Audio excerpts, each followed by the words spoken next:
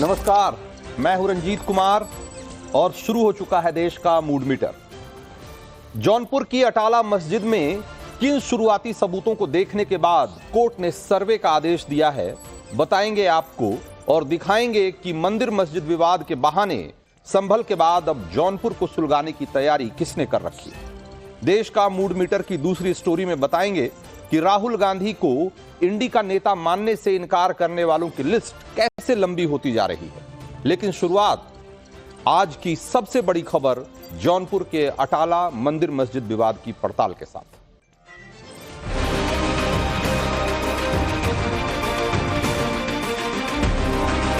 सच्चाई का डर है उन्हें कि कहीं ऐसा ना हो मेरा जो कारनामा है वो ओपन ना हो जाए।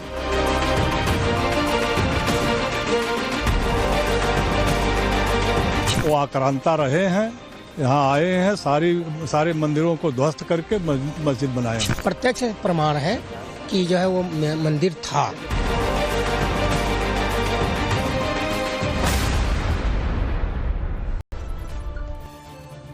तो अयोध्या, काशी और संभल के बाद आज उत्तर प्रदेश के जौनपुर में भी मंदिर मस्जिद का विवाद बड़ा हो गया है।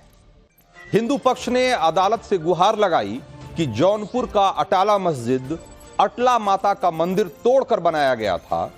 तारीख, सबूत सब दिया गया और सब कुछ कोर्ट के सामने रखा गया, जिसके बाद जौनपुर की सिविल जज जूनियर डिवीजन की अदालत ने सर्वे का आदेश दे दिया है। सर्वे कमीशन का प्रारूप क्या होगा, इसे लेकर 16 दिसंबर को फैसला होगा। लेकिन मुस्लिम पक्ष के साथ देश में मुस्लिमों की रहनुमाई का दावा करने वाली सारी पॉलिटिकल पार्टियों ने यह आरोप लगाना शुरू कर दिया है कि संभल के बाद अब जौनपुर के जरिए यूपी और देश का सांप्रदायिक ताना बाना बिगाड़ा जा रहा है, भाईचारे पर हमला हो रहा है। आज देश का मूड मीटर में मैं आपके सामने जौनपुर के इस मंदिर मस्जिद विवाद का एक एक पक्ष रखूंगा। लेकिन सबसे पहले आपको यह बताते हैं कि इस विवाद को लेकर अदालत में कैसे कैसे कार्रवाई आगे बढ़ी। तो जौनपुर के सिविल जज जूनियर डिवीजन की अदालत में हिंदू पक्ष की तरफ से अटाला मस्जिद में सर्वे की मांग की गई थी और हिंदू पक्ष ने कोर्ट कमिश्नर की कार्रवाई की मांग की थी, जिसके बाद सिविल जज जूनियर डिवीजन की अदालत ने सर्वे का आदेश भी दिया था। आपको बता दें कि इसी मामले में 2 अगस्त को भी सर्वे का आदेश आया था, लेकिन तब मुस्लिम पक्ष ने मस्जिद का दरवाजा ही नहीं खोला और जिसकी वजह से सर्वे का काम नहीं हो पाया था। एक बार फिर हिंदू पक्ष अदालत पहुंचा और मस्जिद में सर्वे की मांग को लेकर कोर्ट में याचिका दाखिल की गई। मंदिर मस्जिद विवाद का अंत क्या होगा, यह तो अदालतें तय करेगी, लेकिन अभी हिंदू पक्ष जो आरोप लगा रहा है वो बहुत गंभीर है।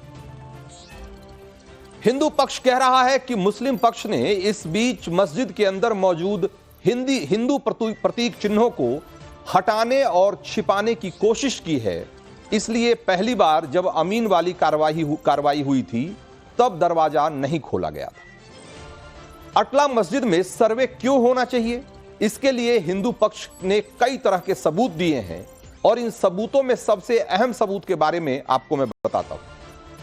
और वो सबूत है अंग्रेजी शासन के दौरान जौनपुर के एक अंग्रेज कलेक्टर थे जिनका नाम था HR नेविल। उन्होंने साल 1908 में जौनपुर का गजेटियर लिखा था। गजेटियर मतलब उसमें जौनपुर और आसपास के इलाके के बारे में पूरी जानकारी दी गई थी कि कौन से प्रसिद्ध स्थल हैं, कहां क्या है, कितनी आबादी है, किस धर्म के लोग हैं, क्या पहनावा है, क्या भाषा है, ऐसी तमाम चीजें उस गजट में लिखी गई थी। और इसी गजट में अटाला मस्जिद के बारे में अंग्रेज कलेक्टर ने जो लिखा है वो काफी दिलचस्प है और आपको हम गजेटियर का वही पन्ना दिखाते हैं जिसमें अटाला मस्जिद के बारे में अंग्रेज कलेक्टर ने क्या लिखा था, एक बार जरा देखिए। और इसमें क्या लिखा गया है जरा एक बार आपको मैं दिखाता हूं। ये वो हिस्सा है, ये ओरिजिनल जो गजट है, ये गजट का हिस्सा है जिसको कि अंग्रेजी में HR नेविल ने लिखा है। और इसका मतलब हिंदी में मैं आपको बता रहा हूं। इसका मतलब यह है कि अटाला मस्जिद जौनपुर की सबसे खूबसूरत इमारत है जिसे किले के पूर्वोत्तर में है। ये जो अंग्रेजी में लिखा गया है उसका हिंदी तर्जुमा बता रहा हूं। और आजमगढ़ रोड के जरिए इस मस्जिद तक पहुंचा जा सकता है। ये HR नेविल लिखते हैं। इस मस्जिद का नाम अटला देवी मंदिर पर पड़ा है। अब गौर से सुनते जाइएगा। अटला माता मंदिर का निर्माण कन्नौज के विजय चंद्र ने करवाया था और इसका रख रखाव जाफराबाद के गहरवार करते थे। अब आगे क्या लिखते हैं? कहानी यह है कि फिरोज शाह ने मंदिर को तोड़ने का आदेश दिया था, लेकिन हिंदुओं ने उससे मंदिर को न तोड़ने की विनती की थी। सुनते जाइए। लेकिन जो समझौता दोनों पक्ष में हुआ था उसे दूसरे पक्ष ने देर तक नहीं निभाया। और उसके बाद क्या हुआ? साल 1364 में ख्वाजा कमाल खान जहां ने मस्जिद का निर्माण शुरू करवा दिया और साल 1408 में जौनपुर के इब्राहिम ने मस्जिद का निर्माण पूरा करवाया। आप देखिए, एकदम स्पष्ट शब्दों में लिखा हुआ है कि ये अटला देवी के नाम पर, अटला देवी मंदिर के नाम पर, अटला माता मंदिर के नाम पर इस मस्जिद का नाम है। और ये मंदिर हुआ करता था जिसे कि तोड़ने का आदेश दिया गया और बाद में जब बीच बचाव भी हुआ, समझौता भी हुआ, लेकिन बाद में उसे निभाया नहीं गया और आखिरकार इसका एक तरीके से ढांचा बदल के इस मंदिर को मस्जिद का रूप दे दिया गया। और ये जिस राजा विजय चंद का नाम इसमें लिया गया है, ये जयचंद के पिता थे और जयचंद महान सम्राट पृथ्वीराज चौहान के ससुर थे। इस मस्जिद के मंदिर वाली हिस्ट्री के तौर पर लोग ये भी गिनाते हैं कि आज भी जौनपुर के मोहल्ला सिपाह के पास गोमती नदी के किनारे अटला देवी का विशाल घाट है। यानी जौनपुर में अटला देवी से जुड़ी आस्था के कई निशान आज भी आपको मिल जाएंगे और उनमें से सबसे प्रमुख था अटला माता का मंदिर, जिसे मिटाने का आरोप मुस्लिम शासकों पर लगता है। एक बात और जान लीजिए, जैसा कि हमने आपको बताया कि पिछली बार सर्वे में पहले ही दरवाजा बंद कर दिया गया था ताकि सच्चाई सामने ना आ सके, इसलिए अंदर की तस्वीरों के बारे में पक्के तौर पे कुछ भी कहना मुश्किल है। लेकिन हमने जो सोशल मीडिया पोस्ट पर पड़ताल की और अटला मस्जिद के अंदर की कुछ तस्वीरें हमें वहां भी मिली और हमारे स्थानीय संवाददाता ने इन तस्वीरों के बारे में ये दावा किया है कि ये मस्जिद के अंदर की तस्वीरें हैं।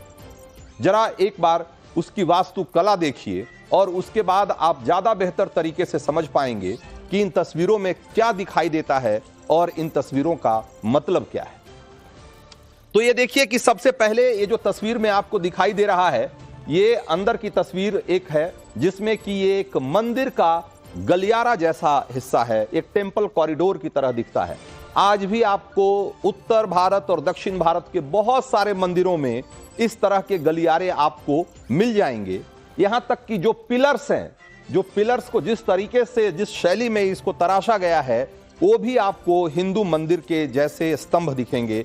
ये हिंदू मंदिरों में जिस तरह के स्तंभ दिखाई देते हैं, ये उसी तरह के स्तंभ जो हैं वो आपको ये अटला माता, जो सो कॉल्ड अटला माता मंदिर जिसको कहा जा रहा है हिंदू पक्ष की तरफ से, और जो अटाला मस्जिद है उसके भीतर की एक तस्वीर है। माफ करिएगा, आगे भी कुछ तस्वीरें और दिखाते हैं आपको।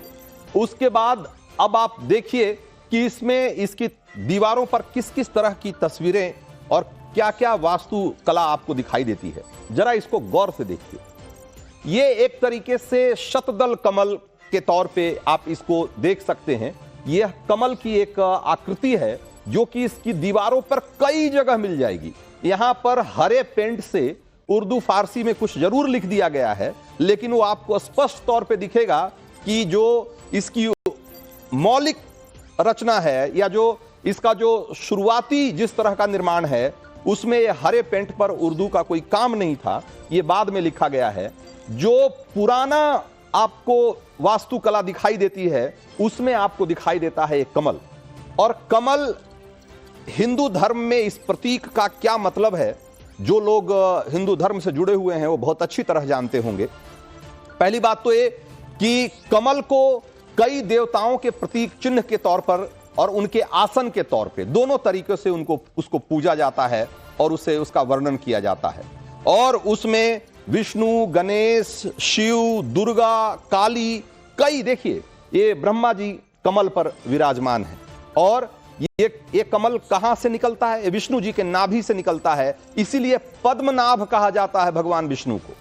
पद्म का मतलब कमल, नाभि से जिनके कमल निकला हुआ है तो पद्मनाभ। ये देखिए भगवान शंकर, ये भी कमल पे विराजमान दिखाई देंगे। लक्ष्मी, माता लक्ष्मी, इसके अलावा माता सरस्वती, और ऐसी बहुत सारी देवी देवताओं की तस्वीरें आपको मिल जाएगी जो कि आपको कमल पर विराजमान दिखाई देंगी।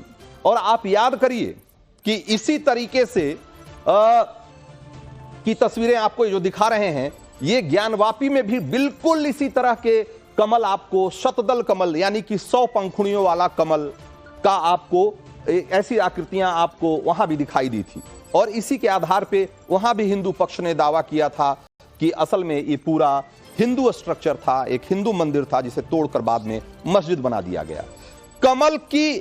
कमल की इस सिर्फ कमल ही नहीं, बल्कि आपको यहां पे बंदनवार जो कि हिंदू मंदिरों में अक्सर दिखाई देते हैं, बहुत सारे पुष्प गुच्छ है ना, वो भी आपको यहां देखिए, पुष्प गुच्छ और बंदनवार जो है वो इस तरीके से वहां के दीवारों पे इस तरीके से अंकित है, जो कि आपको बार बार हिंदू मंदिर के होने का एहसास दिलाते हैं।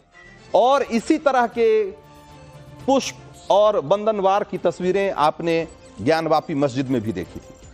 और कमल के बारे में एक महत्वपूर्ण बात आपके लिए यहां जानना जरूरी है कि हिंदू धर्म में तो इसके बारे में बहुत सारी बातें हैं ही। इस धर्म के में अगर आप देखेंगे तो जो योग में जो एक तरीके से अगर आप देखेंगे तो अलग अलग जो कुंडलिनी जागरण के जो चरण हैं, उसमें से सहस्रार चक्र का जो वर्णन आता है, जो कि आखिर में, सबसे आखिर में खुलता है, और इसके जरिए मस्तिष्क के पूरी तरीके से मतलब आप सही ये समझिए कि ज्ञान प्राप्ति का जो एक तरीके से प्रतीक होता है, उसको भी सहस्त्रार यानी कि 1000 पंखुड़ियों वाले कमल के तौर पे उसको अंकित किया जाता है। तो ऐसे बहुत सारे इसी ढंग से इस देश में से जुड़े हुए जो भी आपको धर्म है, चाहे वो जैन हो, चाहे वो बौद्ध हो, या चाइना से जुड़े हुए भी कुछ धर्म हैं, कन्फ्यूशियस वगैरह, वहां भी आपको कमल के बारे में बहुत सारी बातें मिल जाएंगी। इन सारे धर्मों में कमल का बहुत बड़ा महत्व और एक बड़ा प्रतीक चिन्ह के तौर पे, धार्मिक चिन्ह के तौर पर इसे देखा जाता है। लेकिन आप गौर करेंगे तो आप पाएंगे कि इस्लाम में कमल किसी भी तरीके से धार्मिक प्रतीक के तौर पे उसका कहीं कोई वर्णन नहीं। यह बताता है कि ये जो कलाकृतियां आपको दिखाई देती है यहां मस्जिदों में, इसके आधार पे हिंदू पक्ष दावा कर रहा है कि ये मस्जिद नहीं है। ये मस्जिद क्यों नहीं है, इसको लेकर हिंदू पक्ष दावा कर रहा है, और भी बहुत सारी रोचक जानकारियां मैं आपको आगे दूंगा, बताऊंगा। लेकिन हिंदू पक्ष जो दावा कर रहा है कि आज जहां मस्जिद है वहीं अटला माता का मंदिर था, और इसके लिए हमने ये पड़ताल भी की कि क्या अटला देवी के बारे में कहीं कोई जानकारी मिलती है, तो पता चला कि अचला माता, जो कि आगे चलकर अटला माता कही गई, पौराणिक तौर पे मार्कंडे पुराण में शीतला माता के साथ अचला माता का भी जिक्र आता है। और अटला एक हिंदू शब्द है, और या यूं कहें कि संस्कृत निष्ठ शब्द है, और अटला माता को अटल भाग्य की देवी के तौर पे पूजा जाता है। और हिंदू पक्ष का दावा है कि मुस्लिम शासकों ने मस्जिद बनाने की कोशिश की, लेकिन आंशिक तौर पे ही उसे बना पाए और पूरी तरह से मंदिर को मस्जिद में परिवर्तित नहीं कर पाए। इसीलिए आज भी इस मस्जिद के दीवारों पर सनातनी प्रतीक चिन्ह बहुत आपको स्पष्ट तौर पर दिखाई देते हैं। और हिंदू पक्ष का दावा है कि उसने इन प्रतीकों और प्रतीक चिन्ह से जुड़े जो सबूत हैं वो अदालत के सामने रखे हैं। वास्तु संरचना के हिसाब से देखें अगर, तो इस जो भी मस्जिद है जिसे अटाला मस्जिद कहा जाता है, इसका दरवाजा पूरब की तरफ खुलता है। और हिंदू पक्ष का दावा है कि मस्जिद का दरवाजा पूरब की तरफ नहीं होता। और सबसे बड़ी बात, जो सबसे रोचक बात है, कि अटाला मस्जिद में मीनारें नहीं हैं, क्योंकि मूल रूप से ये मस्जिद है ही नहीं। आपने शायद ही कोई ऐसी मस्जिद देखी होगी जिसमें कि मीनार नहीं। लेकिन आप जब जौनपुर का अटाला मस्जिद देखते हैं तो इसमें आपको एक भी मीनार नहीं दिखाई देती, क्योंकि हिंदू पक्ष का दावा है कि कि एक मंदिर था जिसे मस्जिद में बदल दिया गया, इसीलिए इसमें मीनारें नहीं। मंदिर मस्जिद विवाद में एक और साजिश जरा देखिए। अमूमन हर मस्जिद में मीनारें होती हैं, लेकिन जौनपुर की सच्चाई पर पर्दा डालने के लिए अपने देश के वामपंथी इतिहासकारों ने अटाला मस्जिद के बारे में प्रचारित किया कि यह भारत का अपने आप में अकेला ऐसा मस्जिद है जो बिना किसी मीनार के बना है और इसकी बनावट में हिंदू मुस्लिम स्थापत्य कला का बेजोड़ नमूना देखने को मिलता है। यानी हिंदू मुस्लिम एकता, गंगा जमुना तहजीब का नारा देकर हिंदू आस्था पर मुस्लिम शासकों के प्रहार पर एक तरीके से पर्दा डाल दिया गया। जो असल में हिंदुओं की आस्था, उनकी संस्कृति और उनके धर्म पर एक कुठाराघात था, एक आक्रमण था, उसे बहुत ही चालाकी से इस देश के वामपंथी इतिहासकारों ने गंगा जमुनी तहजीब करार दे दिया और कहा कि इस मस्जिद में मीनार का नहीं होना यह हिंदू और मुस्लिम एकता और भाईचारे का प्रतीक है। कमाल का इतिहास है इस देश का। तो अटाला में विशाल पत्थरों को काटकर कारीगरी की गई और दावा यह किया जाता है कि इसे काटने वाले कारीगर हिंदू थे, जिन्होंने इस पर हिंदू शैली के नमूने तराशे। कमल का फूल इनकी दीवारों पर आप साफ साफ देख सकते हैं, जैसा कि हमने आपको दिखाया भी। और मंदिर के स्तंभों पर अनेक तिथियां लिखी हुई है। मस्जिद के तीनों ओर बनी मेहराबदार छतें और उसके बीच का 174 वर्ग फीट का जो अहाता है, जिसे मंदिर का ही अहाता कहा जाता है, तब के कलेक्टर HR नेविल ने इस बारे में पुरातत्व के मशहूर जानकार जनरल कनिंगम का भी जिक्र किया है। और कोलकाता स्कूल ऑफ आर्ट के प्रिंसिपल EV हेवेल ने अपनी किताब में अटाला मस्जिद की प्रकृति और चरित्र दोनों को हिंदू बताया है। भारतीय पुरातत्व संरक्षण विभाग ने के अनेक रिपोर्ट्स में अटाला मस्जिद के चित्र दिए गए हैं। इसमें त्रिशूल, गुड़हल के फूल, ये इस तरह की चीजें उसकी दीवारों पे अंकित दिखाई देते हैं। साल 1865 के एशियाटिक सोसाइटी ऑफ बंगाल के जर्नल में अटाला मस्जिद के भवन पर कलश की आकृतियों का भी होना बताया गया है। तो हिंदू पक्ष मंदिर होने का जो दावा कर रहा है, इस दावे की पड़ताल के लिए हमारे सहयोगी जौनपुर में अटाला मस्जिद पहुंचे और तब उन्होंने उस मस्जिद के बाहरी हिस्से में मंदिर का कौन कौन सा सबूत देखा। एक छोटी सी रिपोर्ट देखिए जरा। आपकी ओर से वो कौन कौन सी दलीलें हैं जो कोर्ट के सामने आपने पेश की है और आगे की जो जांच है उसे बढ़ाने की बात कही है? हमारी तरफ से जो है कन्नौज के महाराजा विजय चंद द्वारा अटला देवी का मंदिर निर्मित कराया गया। हिंदू पक्ष के उस दावे की ओर हम जिक्र करना चाहेंगे जिसे लेकर ये कहा जा रहा है कि ये मस्जिद नहीं बल्कि मंदिर है। दरअसल हिंदू पक्ष का बार बार ये कहना है, उसका ये दावा है कि जो मंदिर की, जो इस मस्जिद की जो दरों दीवारें हैं, वहाँ पर जो कलाकृतियाँ उकेरी गई हैं वो आमतौर पर किसी इस्लामिक स्ट्रक्चर में नहीं होती हैं। वो सिर्फ हिंदू देवी देवताओं से जुड़े हुए जो धर्मस्थल है वहाँ पर इस तरीके की जो कलाकृतियाँ हैं वो दिखाई पड़ती हैं। जैसे यहाँ पर ये जो आप स्ट्रक्चर देख रहे हैं, फूल पत्ती बनाए गए हैं, कमल के निशान हैं यहाँ पर। इसके अलावा जो तमाम जो हिंदू देवी देवताओं से जो प्रतीक चिन्ह होते हैं वहाँ पर इनको यहाँ पर इनको उकेरा गया है। इसके साथ ही अगर हम आगे की तरफ बढ़ते हैं तो मस्जिद के मुख्य गुंबद की अगर हम दिखाने की कोशिश करें तो वहाँ पर देखिए एक पुष्प गुच्छ बनाया गया है, जो आमतौर पे कहा यह जा रहा है कि ये हिंदू देवी देवताओं के ही मंदिरों में, यानी जो आराध्य स्थल होते हैं वहाँ पर होता है। लेकिन अब इस मस्जिद में भी है ये इस तरीके की कलाकृतियाँ बनाई गई हैं। कहा यह जा रहा है कि ये जो कलाकृतियाँ हैं, ये जो शैली है, जिस शैली में ये मस्जिद बना है वो नागर शैली से मिलता जुलता काफ़ी है, क्योंकि उस वक्त यानी 13वीं सदी के आसपास जो उत्तर भारत में जो प्रमुख जो मंदिरें बना करती थी वो नागर शैली में ही बना करती थी। तो नागर शैली में आपने तमाम मंदिरों की तस्वीरें देखी होगी, लेकिन जो अटाला देवी का, या यूं कहें कि अटाला मस्जिद है, वहां पे नागर शैली का मस्जिद होना, ये हो सकता है कि बहुत सारे वामपंथियों को लग सकता है, वामपंथी इतिहासकारों को एक बार फिर से गंगा जमुनी तहजीब की एक मिसाल के तौर पे उनको नजर आ सकता है।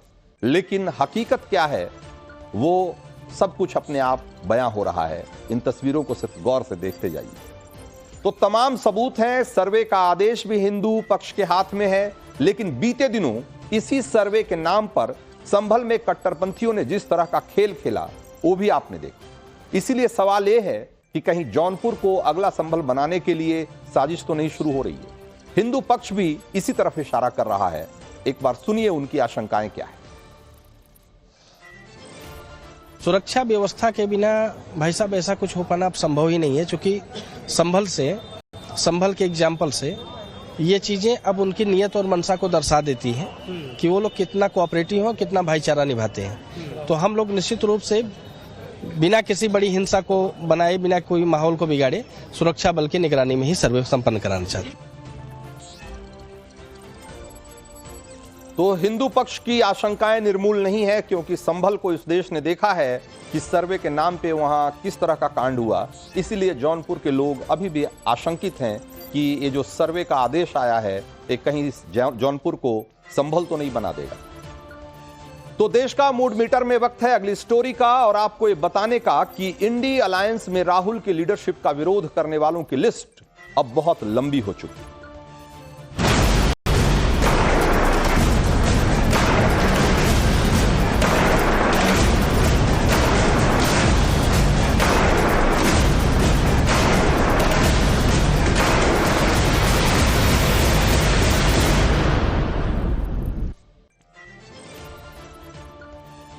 तो इंडी गठबंधन की एक तस्वीर देखिए जरा। इसी साल मई में लोकसभा चुनाव के नतीजे आए तो ममता बनर्जी, अखिलेश यादव, शरद पवार, तेजस्वी यादव, उद्धव ठाकरे, अरविंद केजरीवाल, तमाम विपक्षी नेता, 26 दलों के नेता राहुल गांधी की अगुवाई में खड़े दिखाई दे रहे थे। जैसे अभी आप देख रहे हैं हमारे सामने जो कटआउट्स में जैसे खड़े दिखाई दे रहे हैं नेता, कुछ इसी तरीके से अगुवाई राहुल गांधी करते हुए दिखाई दे रहे हैं। केंद्र से मोदी सरकार और 19 राज्यों से बीजेपी सरकार को उखाड़ फेंकने का दम भर रहे थे, लेकिन 6 महीने में ही तस्वीर एकदम पलट चुकी है। इंडी गठबंधन की पार्टियां राहुल गांधी और कांग्रेस से अलग थलग होती दिखाई दे रही है, और हाल यह है कि दबी छिपी जुबान से नहीं बल्कि खुलकर कहा जा रहा है कि राहुल में नेतृत्व क्षमता है ही नहीं। उनके इशारे पर चल रही कांग्रेस भी इंडी गठबंधन की अगुवाई के लायक नहीं। इंडी गठबंधन को लेकर राहुल और कांग्रेस के लिए हालात सांप छछूंदर वाले बन चुके हैं। गठबंधन का नेतृत्व खुद छोड़ने का मतलब राहुल की नाकामी कबूल ना होगा, और इसमें अगर देरी करते हैं तो इसका मतलब यह हो सकता है कि गठबंधन में बेइज्जती के साथ साथ हाशिए पर धकेल दिए जाने का खतरा बना रहेगा, और आखिरकार इंडी गठबंधन से खदेड़े जाने की आशंका तो है ही। तो इंडी गठबंधन में कांग्रेस जिस दोराहे पर खड़ी दिखाई दे रही है उसमें वो क्या फैसला लेगी ये तो वक्त के साथ पता लगेगा। लेकिन बड़ी खबर यह है कि गठबंधन में राहुल की आखिरी सुरक्षा दीवार भी ढह गई है। राहुल गांधी को सबसे बड़ा झटका आरजेडी सुप्रीमो लालू यादव ने दिया है, जो दावा ठोक रहे हैं कि 2025 में बिहार में आरजेडी सरकार बनाएगी, और लगे हाथों यह भी कह दे रहे हैं कि इंडी गठबंधन की कमान ममता बनर्जी को संभाल लेनी चाहिए। लालू ने कहा क्या और उसके तुरंत बाद टीएमसी से क्या प्रतिक्रिया आई, वो जरा दोनों एक बार आप सुनिए, फिर आगे की कहानी बताते। मुख्यमंत्री नीतीश कुमार यात्रा पे जा रहे लालू जी। अच्छा जा रहा है, तो अब तो नैन सेकने जा रहे हैं। 25 में बोल रहे हैं सरकार फिर से बना रहे हैं लालू जी। हाँ बनाएंगे हम लोग। नीतीश कुमार दावा कर रहे हैं कि 225 सीट जीतेंगे एनडीए। अरे पहले आंख सेके ना अपना, जा रहे हैं आंख सेक। देखिए एक बात तो हम पहले ही बोला था, कांग्रेस को समझना चाहिए ये कांग्रेस का लीडरशिप में इंडिया अलायंस फेल हो गया। देश में ठीक बीजेपी का विरुद्ध में जो लड़ाई है वो ठीक से नहीं हो रहा है, तो ममता दी को ले आएंगे लीडरशिप में, उसमें अच्छा ही होगा। ऐसा कोई बात नहीं है ये कोई प्राइम मिनिस्टर होगा, ऐसा कोई बात नहीं। लेकिन ये लड़ाई को एक लीडर चाहिए नेतृत्व देने के लिए। एंड ममता बनर्जी आज देश में जितना लीडर है जो भी है, सबसे आगे नाम है ममता दी को लड़ाई के लिए। ये बात कोई डिनाई नहीं करना सकता है। उन्होंने जानता है कैसे राजनीतिक लड़ाई लड़। तो जरा याद करिए कि यही लालू प्रसाद यादव थे जो कुछ दिन पहले, कुछ महीने पहले कह रहे थे कि मीट भात खाएंगे और राहुल जी को पीएम बनाएंगे, और आज क्या कह रहे हैं वो भी आपने सुन लिया। तो इंडी गठबंधन में नौबत यहां तक आ चुकी है और राहुल और कांग्रेस के लिए सेफ एग्जिट का रास्ता तक नहीं दिखाई दे रहा है। हरियाणा और महाराष्ट्र में तो चुनावी नतीजों के बाद कांग्रेस की क्षमता पर सवाल उठे थे। लालू ने तो बिहार विधानसभा चुनाव होने से पहले ही उस पर मुहर लगा दी। ये वही लालू हैं जिन्होंने पिछले साल पटना में हुई इंडी गठबंधन की मीटिंग में राहुल को दूल्हा करार दिया था, गठबंधन का दूल्हा। और फिर बिहार में राहुल की भारत जोड़ो यात्रा में तब डिप्टी सीएम रहे अपने बेटे तेजस्वी को राहुल के सारथी के तौर पर तैनात किया था। यही लालू राहुल की वकालत कर रहे थे, उन्हें भविष्य का पीएम बता रहे थे, लेकिन इस बार राहुल पर स्टैंड बदलने में उन्होंने 24 घंटे का भी वक्त नहीं लिया। यानी राहुल जिस चक्रव्यूह के सहारे मोदी को घेरना चाह रहे थे, कांग्रेस को नई जिंदगी देना चाह रहे थे, अपने उसी चक्रव्यूह में वो अब अभिमन्यु की तरह घिरे हुए दिखाई दे रहे हैं। इंडी गठबंधन के तमाम महारथी उनके खिलाफ क्यों हो चुके हैं, उसकी अपनी अपनी वजह है, आगे उसका भी खुलासा करूंगा। लेकिन संसद में राहुल और कांग्रेस की हालत जरा समझिए कि देखिए कि कहां कहां राहुल और कांग्रेस कैसे अलग थलग पड़ती हुई दिखाई दे रही है। संसद में बीजेपी अमेरिकी उद्योगपति जॉर्ज सोरोस से कनेक्शन और फंडिंग पर गांधी परिवार और कांग्रेस दोनों को घेर रही है, लेकिन इंडी गठबंधन राहुल का बचाव करता कहीं नहीं दिखाई दे रहा। आपने इंडी गठबंधन के किसी नेता का बयान, जॉर्ज सोरोस और तमाम जो बातें चल रही है उसको लेकर किसी ने कोई बचाव नहीं किया। दूसरी वानगी देखिए, राहुल संसद में अदानी का मुद्दा उठाने की जिद पकड़े हुए हैं, लेकिन इंडी गठबंधन यहां भी राहुल के साथ नहीं दिख रहा। वो किसी न किसी बहाने इस पर बहस से अलग हो जाते हैं। राहुल इंडी गठबंधन में एकजुटता का मैसेज देना चाह रहे हैं, लेकिन टीएमसी क्या कह रही है? वो कह रही है कि कांग्रेस अपना अहंकार छोड़े और नेतृत्व भी छोड़े।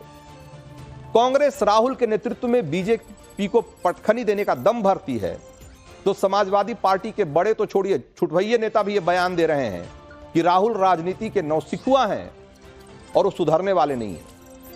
आगे की लड़ाई के लिए विपक्ष को साल 1989 की तरह गठबंधन का नया नेता चुनना चाहिए। तो समाजवादी पार्टी के आईपी सिंह ने 24 घंटे पहले ट्वीट किया था और तब राहुल के बचाव में सांसद इमरान मसूद को कूदना पड़ा था। और आईपी सिंह के लिए उन्होंने, या यूं कहें कि इस बयान से उनको कितनी मिर्ची लगी थी, वो आप इमरान मसूद का बयान सुनकर ही आप समझ जाएंगे। जरा एक बार सुनिए। ऐसे डफर आदमी के बारे में तो क्या जवाब दूं? कौन है वो? आईपी सिंह मैं जानता नहीं। उससे उसकी औकात है वो राहुल गांधी के बारे में बोल लेगा, उसकी हैसियत है वो राहुल गांधी के बारे में बोल देगा।